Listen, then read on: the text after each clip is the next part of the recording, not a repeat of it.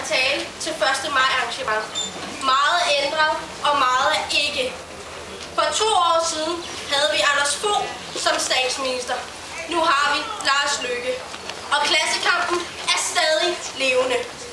Selvom der er gået 2 hele år, ser det stadig skidt ud på sundhedsområdet. Der er stadig ingen forbedringer på uddannelsesområdet. Og vi har stadig det samme splittede samfund.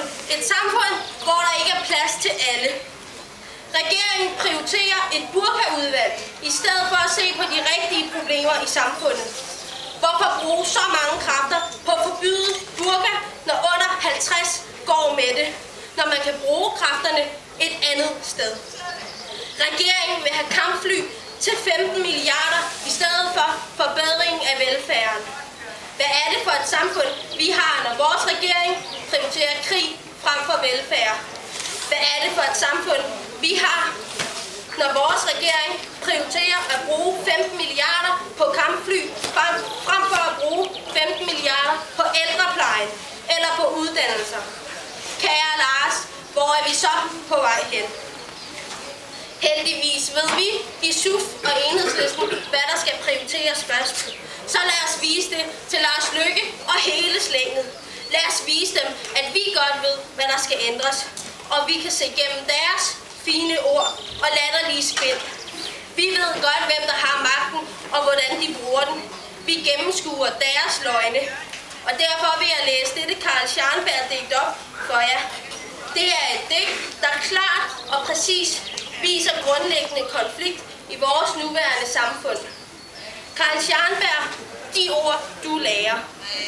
Hvorfor kaldes arbejderne for arbejdstagere af de mennesker, der tager resultatet af deres arbejde?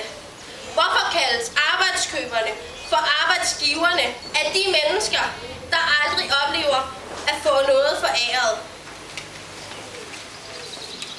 På hvis side er de ord, du lærer?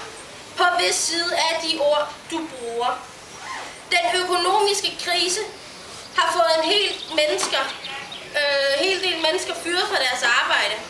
Krisen har skabt endnu flere besparelser i samfundet. Men hvem har skabt krisen? Og hvem skal betale for den?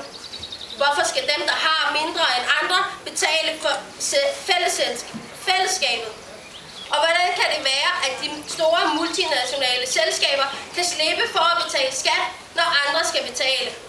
Så lad os vise, at vi vil have et samfund uden alle de besparelser og kampfly. Lad os vise de borgerlige foran tv'et, at 1. maj er mere end en undskyldning for at drikke øl. Det er en konkret mulighed for at vise, at kampen fortsætter. Og vi overgiver os aldrig, før vi har det samfund, der skaber mulighederne for en reel frihed, lighed og solidaritet mellem mennesker. God 1. maj, og husk,